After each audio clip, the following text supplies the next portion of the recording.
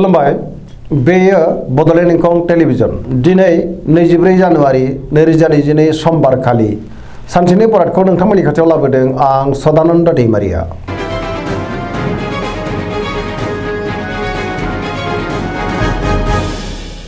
सिगां फरायनो लादों मेष राशि गिबि हांखो अ ल दिनैनि साना जोबोर मोजां जेरावबो जाफुंसारगोन गोसोनि साननाया जाफुंगोन गियानाबो बांगोन गोसोखौ जोबोर गोजोननाय मोनगोन सिगांनि आद्रा खामानिखौबो दिनै मोजाङैनो मावफुंनो हागोन गोदान बोलो आरो गोदान सोलो फैगोन गुबुननि अनसायनाय मोननानै गोसोखौ दिनै जोबोर गोजोननाय मोनगोन गोसोनि बोलोआ बांगोन देहाया दिनै मोजाङैनो थागोन रांखावरियाव जोबोर मोजां होनजायो आरजिनाय धोनखौ दोनथुमनो हागोन बेफार फालांगियावबो जोबोर मोजां मुलाम्फा मोनगोन आयआ बांगोन मावनो लानाय खामानिखौ थि समावनो आरो गोरलैयैनो मावफुंनोबो हागोन न'खराव दिनै बिसि फिसायनि गेजेराव अननानै फैगोन समाजाव मान मोनगोन बयनिबो गोसोखौ जै खालामनो हागोन सेंग्रा सिख्लाफोरनि गोसोआ दिनै जोबोर रमान्टिक जागोन आरो गावबा गावनि गोसोनि साननायफोरखौ फोरमायलायनोबो हागोन गोसोआ दिनै जोबोर रमान्टिक जागोन गोसोनि साननायफ्रा मोगथाङाव जाफुंगोन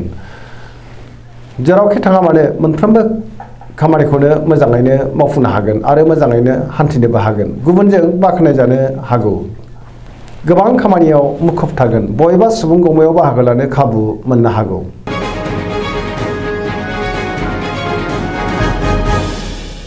बृष राशि गिबि हांखो इ उ ब दिनैनि साना मोजां आरो गाज्रिनि गेजेरजों बाबेलांगोन गियाननि आंखाल जानो हागौ गोसोआ जोबोर गिलुं गिलुं जागोन गोग्गो आरो गोथों साननो रोंनाय नङा गुबुननि थाखाय नाङा फाङा जेंनायाव गोग्लैनांनोबो हागौ सांग्रां जानाया गाहाम गोसोखौ दिनै जोबोर गुलाय गुजाय मोनगोन गावखौनो लोगो गैजायै बायदि हारसिं आरो दरसि मोनगोन सोरबा मोजां लोगोजों लोगो मोनोब्ला गोसोखौ दिनै जोबोर सोरांनायबो मोनगोन मावनो लानाय खामानिखौ मावफुंनो गोब्राब जागोन रांखावरियाव मोजां नाथाय अब्लाबो खरसायाबो बांगोन बेफार फालांगियावबो मोजां न'खराव बिसि फिसानि गेजेराव एना एनि फैनोबो हागौ देहाया दिनै मोजाङै थागोन गुबुननि गोसोखौ बोनो गोब्राब जागोन जायखि खामानि मावा मानो मोनफ्रोमबो खामानियावनो माबा नङा माबा मोनसे हेंथा नुजाथिनो हागौ सांग्रां जानाया गाहाम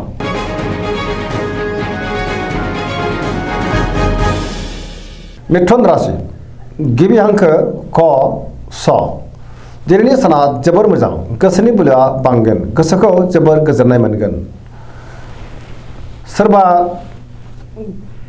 गोजाम लोगोखौ बहाबा लोगो मोननानै बांसिन गोजोननाय मोनगोन सोरनिफ्रायबा हेफाजाब मोननो हागौ पजिटिभ एनार्जिनि गोहोम गोग्लैगोन देहाया दिनै मोजाङै थागोन बहाबा दावबायहैनो एबा हान्थिनो खाबु मोनगोन रांखावरियाव मोजां मोननो गोनां धोनखौ मोननो हागोन आरजिनाय धोनखौबो दोनथुमनो हागोन बेफार फालांगियावबो मोजां होनजायो न'खराव दिनै अननानै फैगोन बिदा फंबायजों मोजां सोमोन्दो थागोन बिमा बिफानि बोर मोनगोन गोसोनि साननायफोरा मोगथाङाव जाफुंगोन लाइमोनफोरनि गोसोआ दिनै जोबोर रमान्टिक जागोन आरो गावबा गावनि गोसोनि साननायखौ फोरमायलायनोबो हागोन फरायसाफ्रा फरायनायाव गोसो दुंखांगोन आरो मोजां फिथाइ मोनगोन जेरावबो मोजां सोमोन्दो लाखिनो रोंगोन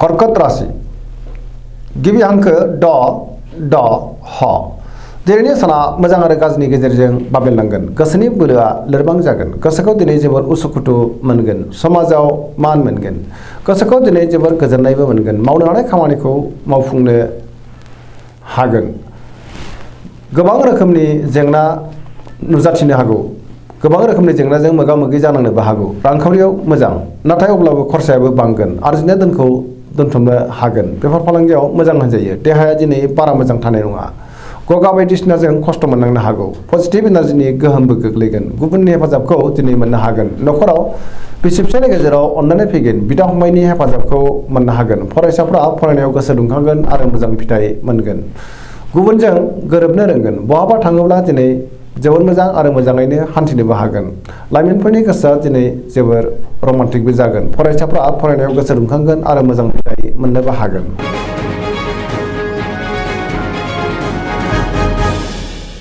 सिंह राशि गिबि हांखो म ट दिनैनि साना जोबोर मोजां गोसोखौ जोबोर गोजोननाय मोनगोन बयजोंबो गोरोबनो रोंगोन मावनो लानाय खामानिखौ थि समावनो आरो गोरलैयैनो मावफुंनोबो हागोन रांखावरियाव जोबोर मोजां होनजायो आरजिनाय धोनखौ दोनथुमनो हागोन। बेफार फालांगियावबो जोबोर मोजां मुलाम्फा मोनगोन। न'खराव दिनै अननानै फैगोन। गोसोनि बोलोआ बांगोन। गोबां मुंदांखा सुबुंजों लोगो मोनज्लायनोबो हागौ। गोबां खामानियाव मुखुबबो थागोन। गोसोनि साननायफोरा मोगथाङाव जाफुंगोन। समाजावबो मान मोनगोन। गुबुननि थाखाय गोबां मोजां खामानि मावनानै होनोबो हागोन। लाइमोनफोरनि गोसोआ दिनै जोबोर रमान्टिक जागोन। गोसोनि साननायखौ फोरमायलायनोबो हागोन। फरायसाफ्रा फरायनायाव गोसो दुंखांगोन आरो मोजां फिथाइ मोननोबो हागोन।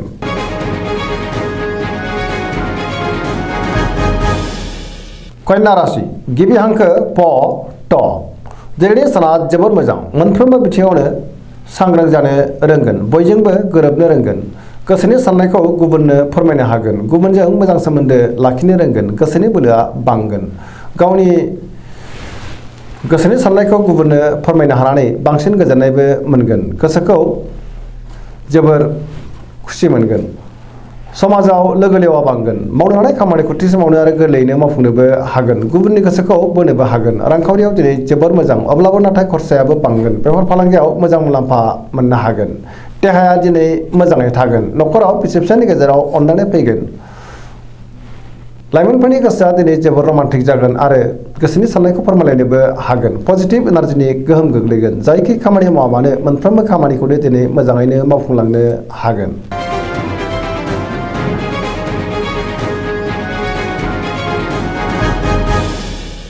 तुला राशि गिबि हांखो र ट दिनैनि साना जोबोर मोजां। सोरनिबा सायाव जोबोर अननाय फैगोन। पजिटिभ एनार्जिनि गोहोम गोग्लैनो हागौ। गोसोनि बोलोआ बांगोन। गुबुननि थाखाय मोजां खामानि मावनानै होनोबो हागोन। गोसोखौ जोबोर गोजोननाय मोनगोन। गोसोनि साननायफ्रा मोगथाङाव जाफुंगोन। गुबुनखौ मान होनो रोंगोन। मावनो हानाय खामानिखौ थि समावनो मावफुंनो हागोन। देहाया मोजाङै थागोन। रांखावरियाव दिनै जोबोर मोजां।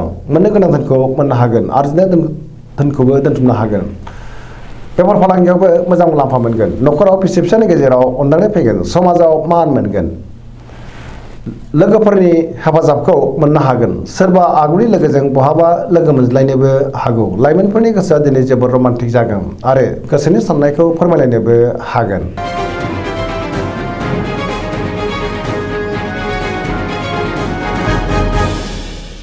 वृश्चिक राशि गिबि हांखो न स दिनैनि साना जोबोर मोजां।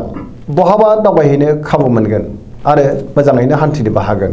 गोसोआ दिनै जोबोर रमान्टिक जागोन। गोसोखौ जोबोर गोजोननायबो मोनगोन। गोसोनि साननायफ्रा मोगथाङाव जाफुंगोन। गुबुननि गोसोखौ गोरलैयैनो बोनो हागोन।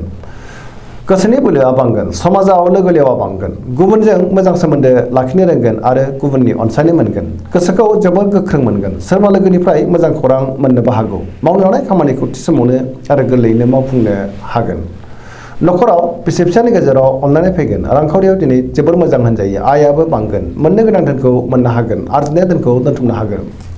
बेफार फालांगियाव मोजां मुलाम्फा मोनगोन। देहाया दिनै मोजाङैनो थागोन। गुबुनजों मोजां सोमोन्दो लाखिनो रोंगोन। लोगोफोरनि हेफाजाब मोनगोन। बिमा बिफानि अननाय आरो बोरखौ मोननो हागोन। फरायसाफ्रा फरायनायाव गोसो दुंखांगोन आरो मोजां फिथाइ मोननोबो हागोन। पजिटिभ एनार्जिनि गोहोमबो गोग्लैगोन। जायखि खामानि मावा मानो मोनफ्रोमबो खामानिखौनो दिनै मावफुंलांनो हागोन।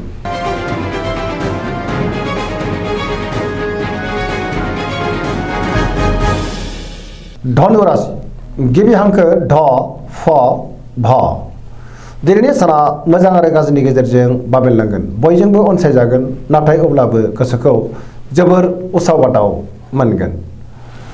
सुथुरखौ गोरलैयैनो फेजेननो हागोन। गोसोआव गोजोन फैगोन। सोरबा लोगोखौ लोगो मोननानै बांसिन गोजोननाय मोनगोन। नाथाय अब्लाबो मानिबा जाहोनाव नेगेटिभ एनार्जि गोग्लैनोबो हागौ। मावनो हानाय खामानिखौ थि समावनो मावफुंनो हागोन। गोसोनि साननाया जाफुंगोन। रांखावरियाव मोजां। आरजिनाय धोनखौ दोनथुमनोबो हागोन। बेफार फालांगियावबो मोजां मुलाम्फा मोनगोन। समाजाव मान मोनगोन। बयजोंबो अनसायजागोन आरो अनजागोन। देहाया दिनै बारा मोजां थानाय नङा। गोबां रोखोमनि देहायारि जेंनाजों मोगा मोगि जानांनो हागौ। जानाय लोंनायाव सांग्रां जानाया गाहाम। न'खराव दिनै बिसि फिसायनि गेजेराव अननानै फैगोन। लाइमोनफ्रा गावबा गावनि गोसोनि साननायखौ फोरमायलायनो हागोन। गोसोआबो रमान्टिक जागोन।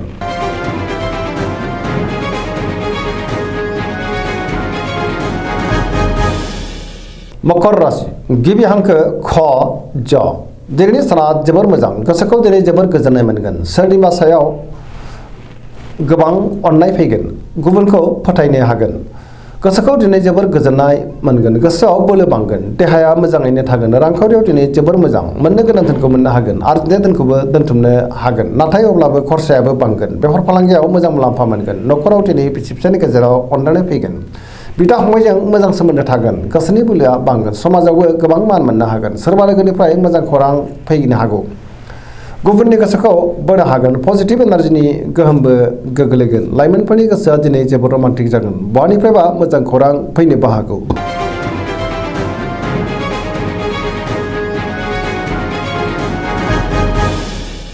कुम्भ राशि गिबि हांखो ग स स दिनैनि साना जोबोर मोजां, गोसोखौ दिनै जोबोर गोजोननाय मोनगोन, गोबां मोजां मोजां खाबु फैनोबो हागौ, गोसोआ दिनै जोबोर रमान्टिक जागोन,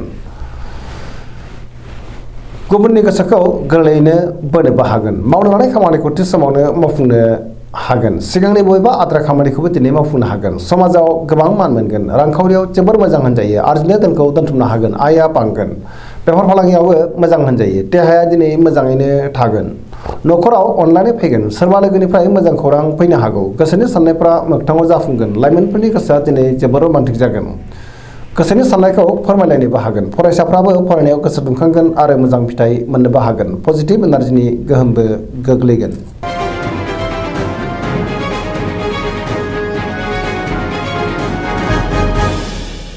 मीन राशि गिबि हांखो ड स दिनैनि साना जोबोर मोजां, मावनो लानाय खामानिखौ थि समावनो मावफुंनो हागोन, सिगांनि बबेबा आद्रा खामानिखौबो दिनै मावफुंनो हागोन, गोसोखौ जोबोर गोजोननाय मोनगोन, सोरनिबा अननाय आरो अनसायनाय मोनगोन, गुबुननि हेफाजाब मोननो हागोन, सोरजोंबा बाख्नाय जानोबो हागौ, गोसोनि बोलोआ बांगोन, गावनि गोसोनि साननायखौ गुबुननो फोरमायनोबो हागोन, देहाया मोजाङैनो थागोन, रांखावरियाव दिनै जोबोर मोजां, गोबां धोन आरजिनो हागोन, बेफार फालांगियाव मोजां मुलाम्फा मोनगोन, न'खराव दिनै बिसि फिसायनि गेजेराव अनलायनाय फैगोन, बिदा फंबायनि हेफाजाबखौ मोननो हागोन, जायखि खामानि मावा मानो मोनफ्रोमबो खामानिखौनो दिनै गोरलैयैनो मावफुंनो हागोन, लाइमोनफोरनि गोसोआ दिनै जोबोर रमान्टिक जागोन आरो गावबा गावनि गोसोनि साननायफोरखौ फोरमायलायनोबो हागोन, फरायसाफ्रा फरायनायाव गोसो दुंखांगोन आरो मोजां फिथाइ मोनगोन, गावबा गावनि गोसोनि साननायफोरखौ फोरमायलायनोबो हागोन। दिनैनि राशि फरायनाया एसेनोसै, जोबनायाव बेखौनो खावलायो जाहाथे नोंथांमोना सानफ्रामबो जोंनि बे बड'लेण्ड इंखं टेलिभिजनखौ नायबाय थायो आरो साबस्क्राइब खालामो, लोगोसे लाइक खालामो आरो शेयार खालामो, एसेनोसै, गोजोन्थों।